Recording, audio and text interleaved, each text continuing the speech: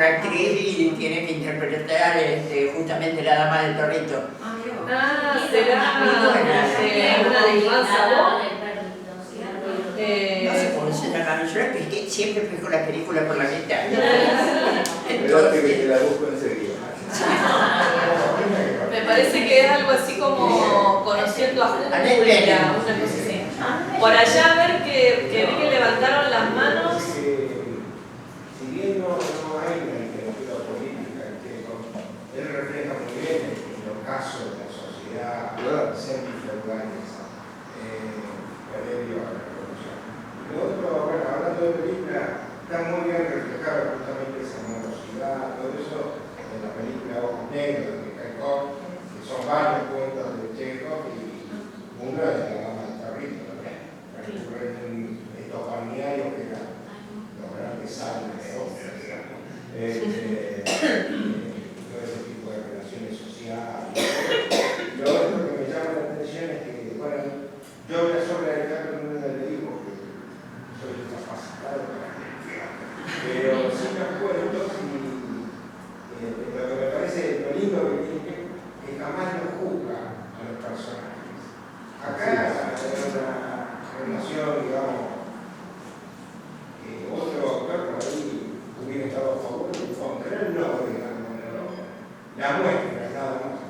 Claro, está muy bueno esto que traes, Walter, gracias, porque de cierta manera el juicio proviene en todo caso de los personajes mismos, ¿no?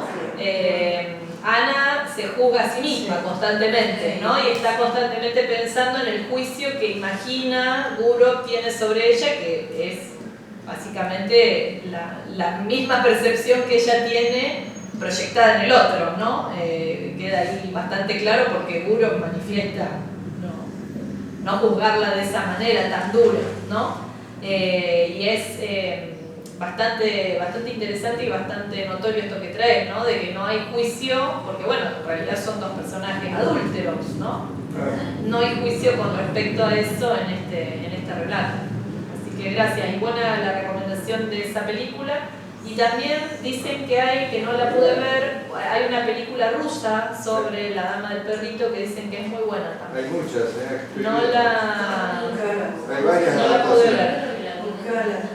Me voy a fijar a ver si la encuentro, a veces se complica eso, pero bueno, vamos a esperar tener suerte. Una cosa que yo noté, hay ciertas descripciones atmosféricas que se relacionan con lo que está sucediendo entre los personajes.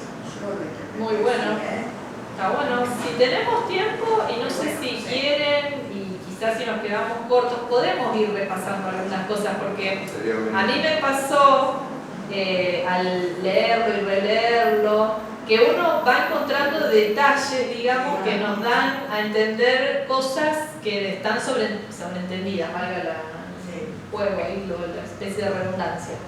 Y eso me parece que es riquísimo, porque bueno, Chekhov mismo dice, el escritor no tiene que salir a explicar su obra, sino que todo tiene que estar ahí para que el lector pueda ir atando los cabos, pueda ir dándose cuenta de lo que sucede en esos personajes internamente, ¿no? Que sus acciones y que sus palabras lo demuestren sin que tenga que salir a explicar el autor después, ¿no? Y bueno, me parece que por lo menos yo me encontraba en algunas instancias del relato diciendo, claro, acá, ¿no? En esto que dice, Ana no le hacía preguntas y no escuchaba las respuestas o le repreguntaba algo que ya le había preguntado, ¿no? Y uno dice, bueno, ella está nerviosa porque está pensando que el marido puede estar bajando del barco en ese momento, ¿no? Y uno ahí dice, qué bueno que está esto, qué bueno que está este texto, ¿no? Mirá qué manera más lograda de mostrarlo. Perdón que por allá había levantado la mano, ¿vos habías levantado la mano del pullover rojo? No, la compañera, que no me está mirando, del pullover rojo. ¿Vos habías levantado la mano antes? Sí. No. Perdón, vi mal entonces. Bueno, por acá... La película rusa se llama La señora del perrito, Sí. es del año 59, Joseph Heifetz. Gran título ruso, dice una de las mejores películas jamás realizadas sobre un texto de Anton Chekhov. no sé dónde está, pero se llama La señora del perrito, película rusa. Me voy a dar una vueltita por videoteca. Ah, sí, seguramente en biblioteca. Fabián debe tener noticias. Yo sinceramente cuando la leí me pareció inclusive es tan fácil de comprender en una primera etapa que yo dije, ¿cómo puede ser que esto sea checo? Digamos, ¿viste? ¿No? Porque uno piensa que un actor ruso, acostumbrado digamos, a Dostoyevsky o a los otros que son por supuesto novelistas, que tienen tanta huella, una cosa tan fácil que vos decís, ¿cómo puede ser que sea de Checo tan fácil para comprenderlo? Eso es lo que me encantó. Una lectura rápida, sin, digamos, que no te cansa, van pasando las cosas y van sucediéndose, pero de una manera fácil para entender para el lector. Claro. Y está bueno esto, ¿no? Porque de cierta manera también nos permite derribar un poco el mito de que para que algo sea bueno tiene que ser complicado, tiene que ser algo, nos tiene que costar, tenemos que leerlo con un diccionario al lado, o necesitamos quien nos abra una puerta de entrada a ese mundo, ¿no? Se me viene a la mente la literatura de vanguardia del año pasado, que vimos La Tierra Baldía de Eliot y uno dice, ¿qué hago con esto? ¿No? Se enfrenta ahí a ese texto y... Bueno, tengo otra Borges pregunta. hablaba mucho de esto. Borges está catalogado como un autor súper intelectual. Pero él hacía mucho énfasis en que el lenguaje tenía que ser un lenguaje cotidiano. Y el lenguaje de Borges es absolutamente cotidiano. Tiene complejidad en las ideas, pero el lenguaje es muy accesible. Claro. Y puede incluso agregar, yo te doy la palabra, puede incluso agregar algún vocablo más complicado, pero eso no va a dificultar la comprensión del texto, ¿no? Sí, no, eso no me imaginaba complicado. También. Tienen un nombre para leer porque no saben cómo hacerlo. Sí, también. Perdón, Graciela, que iba. Ah, no, Agustina, perdón. No, es cierto que no juzga, pero me parece que es un texto que parte de un buen análisis. Por eso la simplicidad que puede hacerlo. Cuando mirás los climas o las descripciones de la gente, es de una persona que ha mirado mucho, que ha analizado mucho, por eso se puede permitir escribir sencillo. Es consecuencia de un buen análisis del clima, de lo que quiera. Por eso creo que a uno le resulta sencilla la lectura, pero ¿por qué? Producto de un proceso, de una buena observación y de un buen análisis. Muy bueno esto que traes, porque sí, es esto que decíamos, no es una sencillez puramente banal, ¿no? O sea, no hay una pura cotidianidad superficial. Podemos intuir y podemos ver que hay ahí algo del orden de la reflexión o de la mirada profunda o de hasta por momentos de la epifanía, ¿no? Ahí ya me estoy yendo para otro escritor que cuando practicó el cuento, como en Dublineses, James Joyce, ¿no? Bueno, él hablaba de esto, ¿no? De un momento epifánico que no necesariamente sea la gran aventura, el gran evento, pero que sí sea un momento muy significativo para la persona. Y acá yo creo que vemos algo de esa índole, ¿no? Podemos ver, como bien dice Agustina, una mirada muy, muy profunda, ¿no? Y muy rica sobre los personajes. Se me viene a la mente esto que Ernesto repite una y otra vez sobre los romances españoles, una trabajada sencillez, ¿no? No una sencillez a tontas y a locas, diríamos, ¿no? Nada superficial, todo, como decía Agustina, profundo, muy, digamos, muy manejado en su interior, de tal manera que luego poder volcar eso con sencillez, que se comprenda, pero lo importante es lo que está adentro, lo que quiere decir. Así que me parece extraordinario eso. Sí, realmente Creo que también son textos que se benefician de la relectura. No sé cómo lo vieron ustedes. Cortos, Seguro. uno los recuerda a leer y los lee, hasta que le va sacando siempre lo mismo. De la profesora que siempre decía que el libro lo lees ahora, después lo dejas y lo volvés a leer más tarde y encontrás otra vuelta, le das otra vuelta una vuelta de tuerca, ¿no?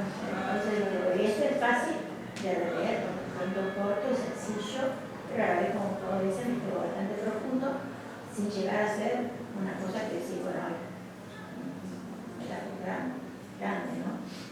Claro, exacto. Bien, tenemos un rato más. No sé, no quiero, estoy ahí como manejando, viendo cómo hacer. La verdad que me gustan mucho todos los comentarios que han ido haciendo, me parecen también muy acertados. Quizás leer el texto completo sea mucho y no nos va a dar el tiempo. No sé si abarcar un poquito de la otra clase o si recalar en algunos fragmentos. Yo lo tengo acá digital, no lo pude imprimir y marcar, pero no sé qué tienen ganas de hacer ustedes también. Digamos, no quiero, si por ahí lo vamos leyendo todo, quizás sea mucho, muy cansador. Sí, Me están haciendo que sí. Los miércoles seguiríamos con si hacemos algunos comentarios, recuperamos algunos fragmentos, ya pasaríamos a otro texto. Si por el contrario les resulta interesante leerlo acá en el encuentro y verlo en profundidad, no vamos a llegar, no nos va a dar el tiempo porque nos queda media horita. ¿Se hacemos mitad y mitad? Una parte de esta reunión en la que... Claro, eso es lo que yo les preguntaba, pero acá algunos ya me estuvieron diciendo que no lo veamos. Perdón, yo comenté antes que a mí me llamó la atención es cómo él utiliza imágenes atmosféricas, por decirlo de alguna manera, relacionadas con los sentimientos. Él tiene un torbellino en su cabeza y afuera hay un viento que revuelve todo, y hay torbellinos de tierra. A mí eso me pareció que había como una relación entre lo que él sentía y lo que la naturaleza mostraba. Buenísimo. Luego cuando están en el puerto, la bruma, y ya, ¿cómo está ella? No tiene nada claro. Pero su guión cabecita. cinematográfico. No tiene nada claro su cabecita. Hay una bruma y ella está quieta, esperando a ver qué pasa. Lo que nos pasa a nosotros cuando hay bruma, cuando hay niebla, que nos quedamos un poquito para ver qué va a pasar. Yo lo interpreté así. Está buenísimo. No, me parece perfecto.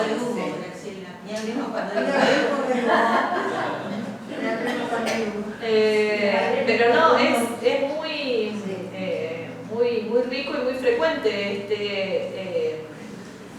esta armonía entre el espacio natural o el espacio en el que se mueven los personajes y su estado interior, ¿no?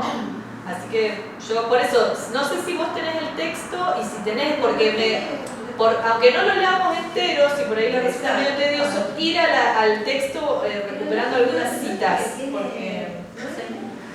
¿Cómo? ¿No es el texto que tiene que es la dama del torito? Sí. No, yo por eso digo, si Graciela te acordás del fragmento o lo tenés, o eso. Claro, por eso sí, yo también lo tengo acá en el celular y por eso no lo marqué. Eso de Si bien lo leí, lo releí. es en el punto 2. Cuando empieza el punto 2, si una semana había pasado desde que hicieron la amistad, era un día de fiesta, dentro de las casas hacía bochorno, mientras que en la calle el viento formaba remolinos de polvo y tiraba el sombrero a los transeúntes. Era un día de sed y Goulot entró varias veces en el pabellón y ofreció a Ana una no sé cómo se dirá, jarabe de agua o un helado. Nadie sabía qué hacer. Bueno, por la tarde el niño se calmó, pero tiene mucho que ver con los estados de ánimo de ellos, ¿no es cierto? Sí. Muy bueno, gracias María Rosa. Bueno, ahí vamos. Si quienes tengan el texto a mano, vamos recuperando distintos fragmentos, entonces, si les parece. Por allá, Ana, ¿te había levantado la mano? Sí, para hacer el comentario similar a lo que venían diciendo, de que tanto se crea el ambiente o el ambiente va de acuerdo con el personaje que cuando él la ve si la ve por primera vez dice que parece triste. Y ella cuando habla dice que el lugar es triste. A eso me hacía referencia. Buenísimo. La connotación. ¿Qué tienes pensado para la próxima clase? Incluso, ya te respondo. O mejor dicho, no te voy a responder. Ya no te voy a responder. Incluso él le desactiva ese comentario con un chiste, ¿no? Que me pareció bastante también significativo del vínculo que establecen, porque bueno, leyendo la visión de Harold Bloom sobre este relato, él dice, uno desearía, obviamente hipersubjetivo lo que trae Bloom, que esta mujer deje de llorar, porque francamente yo después de leer a Bloom y releyendo el texto decía, es verdad, está llorando todo el tiempo, está todo el tiempo triste, todo el tiempo acongojada, en un momento le dice, no puedo, y se va, llora, y dice, bueno, la voy a dejar llorar. Entonces pensaba, bueno, algo de razón tiene, ¿no? Pero bueno, me pareció muy interesante cómo la llegada que él puede tener a esta mujer, el punto de partida de esta relación tiene que ver con eso, ¿no? Él le hace un chiste con respecto a esto, no me acuerdo ahora bien cómo era, pero algo que tenía que ver también con esta cuestión de que, bueno, todo el mundo dice que este lugar es triste, ¿no? No me acuerdo exactamente ahora, pero me pareció interesante. Tengo ahí algunos candidatos, pero no te lo voy a responder todavía, Silvia, porque no. También quería ver esto, porque con Ernesto estábamos hablando, bueno, ¿una clase o dos clases? Las clases ahora son breves, digamos, son más o menos similares a la duración que tenían virtualmente, pero cuando teníamos presenciales eran 2 horas. Sí, Antes claro. en Córdoba y Ituzaingó. Así que ahora es otra dinámica y bueno, yo realmente me preguntaba qué hacer, qué no hacer. Lamentablemente les digo, o sea, yo también leí y releí, pero en el celular, porque bueno, esto también tiene que ver con estar con Santiago, lamentablemente. Así que no pude marcar, porque me interesaba que hiciéramos un relevamiento, por lo menos somero, del texto, aunque no lo leamos todo, que entiendo que puede ser tedioso porque tiene una cierta extensión. Pero sí, por favor, les pido hagamos eso, si les parece, para hacer un trabajo más textual. No sé quiénes han traído el texto acá o quiénes tienen acceso en el celular. Ahí levanta la mano Walter. Claro, Walter, te escuchamos. No, yo sí marqué uno porque la verdad que me reía cuando lo leí. Al final, muy ganado, pero no pudo resistir cortado de alguien. Sí. Me parece un poco de cañito, y ahí sí, después de contarlo, el tipo vaya a saber la traducción, aparentemente,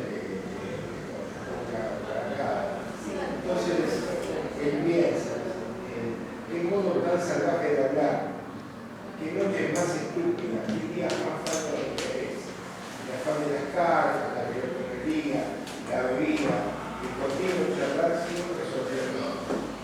Todas estas cosas absorben la mayor parte del tiempo de muchas personas, la mejor parte de sus fuerzas, y al final de todo eso, ¿qué queda?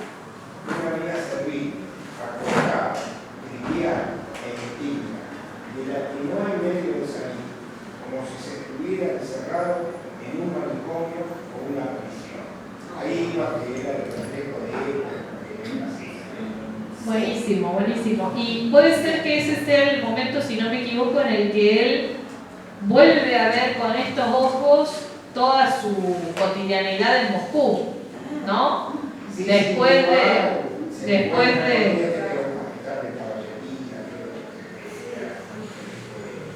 y él le comenta, se guardaba de comentar que estaba en esta relación clandestina, pero a después de un poco de hablar, se lo termina comentando. Sí, frente a lo cual no tiene ninguna respuesta este otro personaje, ¿no? Este interlocutor le responde con un comentario absolutamente trivial, ¿no? Tenés razón en lo que dijiste de Turión. Ajá, como quien dice, ignorando o ninguneando ese ese comentario donde este personaje mínimamente le abre una puerta a su intimidad. Y fíjense que también las reflexiones sobre eso son interesantísimas, ¿no? Como él dice que empieza a juzgar a los otros desde un punto de vista de considerar que la vida que manifiestan, que muestran, no es toda su vida, no es su verdadera vida, ¿no? Que todos tienen una vida por debajo de esa superficie, al igual que le ocurre a él, ¿no? Que empieza a tener esta suerte de otra vida, ¿no? Y quería releer, ya que Walter trajo este fragmento,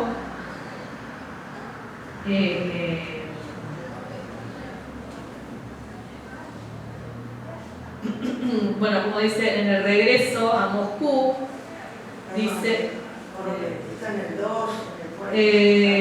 sería en el fragmento 3. Comienzo del 3. Sí, Gurov había nacido en Moscú. Llegó a él en un bello día de nieve, ya fíjense, este adjetivo no es vano. Y yo creo que en este relato hay bastante de este mecanismo que más de una vez analizamos, el estilo indirecto libre, en el que el narrador nos ofrece las palabras del personaje, no en estilo directo, sino en esta forma tan particular que hace que se confunda lo que la mirada del narrador con la mirada del personaje. Creo que ahí ya lo podemos ver un poco en este bello día de nieve, que nos está hablando un poco de la valoración del personaje sobre ese día, porque está muy contento de volver a Moscú, ¿no?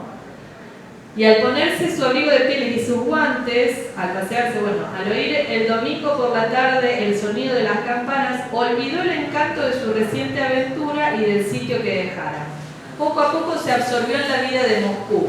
Leía con avidez los periódicos y declaraba que los leía sin fundamento, ¿no? Fíjense, este parece el personaje hablando, ¿no? Pero en realidad es el narrador que retoma su discurso, ¿no? Con este procedimiento. Enseguida sintió un deseo irresistible de ir a los restaurantes, a los clubes, a las comidas, aniversarios y fiestas. Se sintió orgulloso de hablar y discutir con célebres abogados, con artistas, de jugar a las cartas con algún profesor en el club de doctores. Ya hasta podía comer un plato de pescado salado o una col, ¿no? Y bueno, y esto, ¿cómo? Ah, sí. Es notable, tengo una traducción distinta y el estilo cambia un poco. ¿Querés leerlo? No, estoy comentando porque es notable la...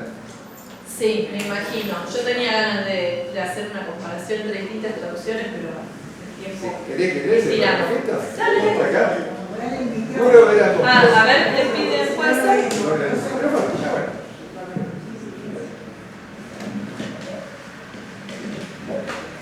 Gurov era moscovita y regresó a Moscú un día soleado y frío, y cuando se puso el abrigo y unos guantes abrigados y paseó por Petrovka, cuando el sábado a la noche oyó el tañido de las campanas, el reciente viaje y los lugares en los que había estado, perdieron para él todo su encanto. Poco a poco se sumergió en la vida moscovita. Ya leía con avidez 3 periódicos por día y afirmaba que no leía los periódicos de Moscú por principio. Ya le tiraba a acudir a los restaurantes, a los clubes, a las comidas de gala, a los cumpleaños, y ya le resultaba halagüeño recibir la visita de abogados y artistas famosos y de jugar a las cartas con algún profesor en el club de doctores. Podía ya tomar una ración entera de pescado o col fritos. Son detalles, pero cambian un poco.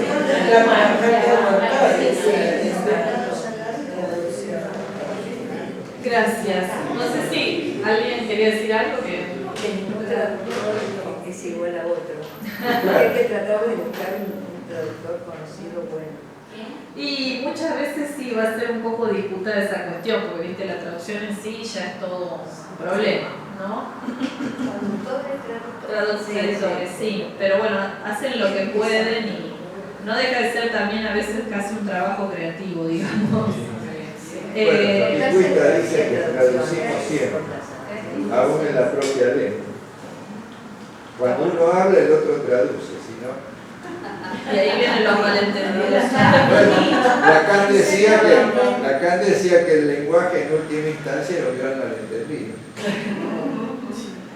Este cosa que parece un chiste o una contestación banal, a lo mejor en la otra traducción aclara más, porque él parece ofendido. Yo te compartía que me parecía que era como una cosa obscena que le hubiera dicho. Ah, Para mí es desconectada. claro. Claro, esa puede ser una, pero como él estaba tan ofendido, me daba la impresión de que podía No sé tu versión, Alcides, como dice la respuesta de esta. Tenías razón, esta tarde el esturión era demasiado fuerte. Pero a mí me parece... Está un poco más adelante en el texto, Sí, lo vi recién, pero lo del esturión. Pero es muy contrastante, ¿no? La visión del personaje, nuevamente de la mano de las palabras del narrador, ¿no? Aquellas palabras tan corrientes llenaron a Murov de indignación, encontrándolas degradantes y groseras. Qué modo tan salvaje de hablar, qué noches más estúpidas, qué días más faltos de interés. El afán de las cartas, la glotonería, la bebida, el continuo charlar siempre sobre lo mismo. Todas estas cosas absorben la mayor parte del tiempo de muchas personas, la mejor parte de sus fuerzas, y al final de todo eso, ¿qué queda? Una vida servil, acortada, trivial e indigna, de la que no hay medio de salir. Bueno, esto es lo que leía Walter recién, ¿no? Pero me parece que es interesantísimo mostrar eso, cómo el mismo personaje, con un par de párrafos de diferencia, ya atravesó, en esto que también señalamos de la brevedad, ya atravesó toda esta vida, ¿no?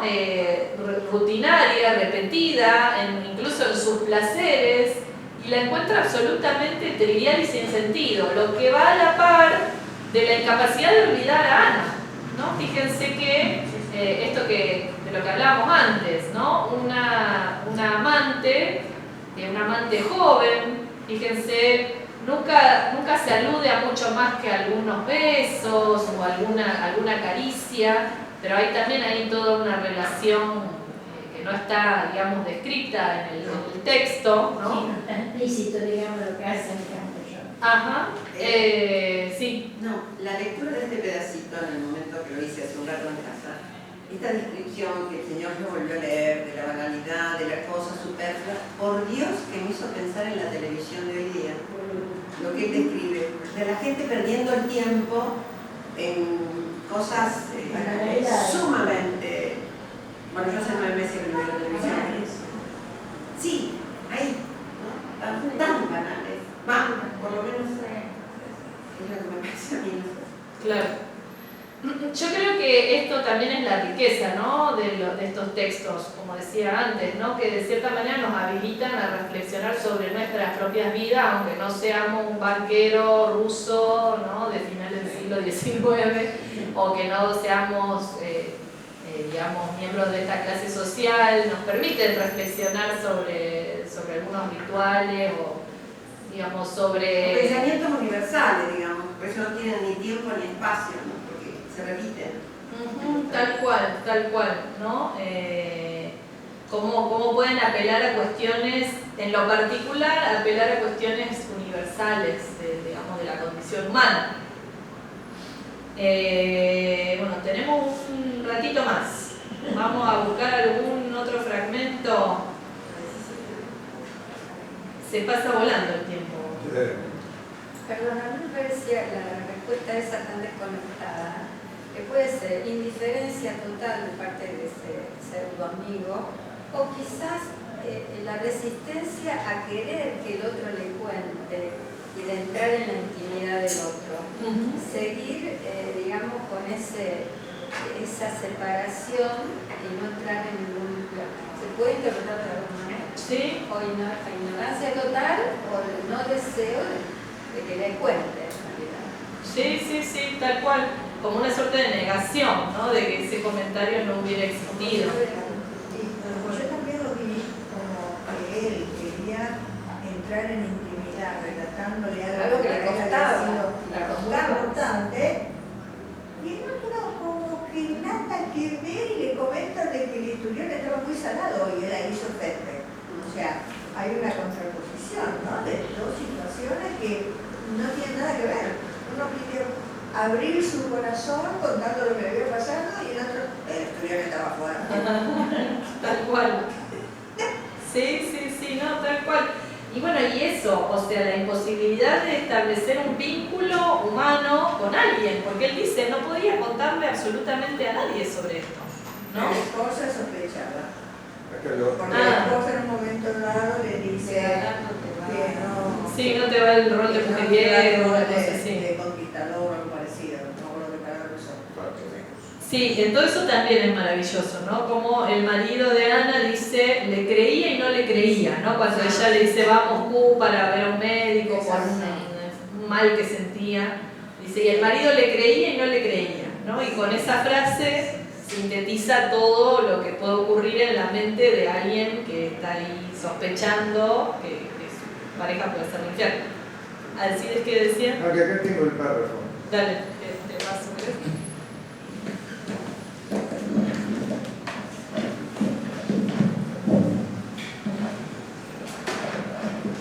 Y ya lo atormentaba un vivo deseo de compartir con alguien sus recuerdos. Pero en casa era imposible hablar de su amor, y fuera de casa no tenía con quién, ni con los vecinos ni en el banco. ¿Y de qué hablar? ¿Acaso había amado entonces? ¿Acaso había algo bello, poético o instructivo, o sencillamente de interés en sus relaciones con Ana Sergeyevna? Y tenía que hablar vagamente de amor, de mujeres, y nadie adivinaba de qué se trataba, y solo su mujer fruncía sus cejas oscuras y decía, Dimitri, no te va para nada el papel de fatuo. Una vez, de noche, al salir del club de doctores con sus compañeros, otro funcionario no se contuvo y dijo, si usted supiera qué mujer encantadora conocí en Yalta,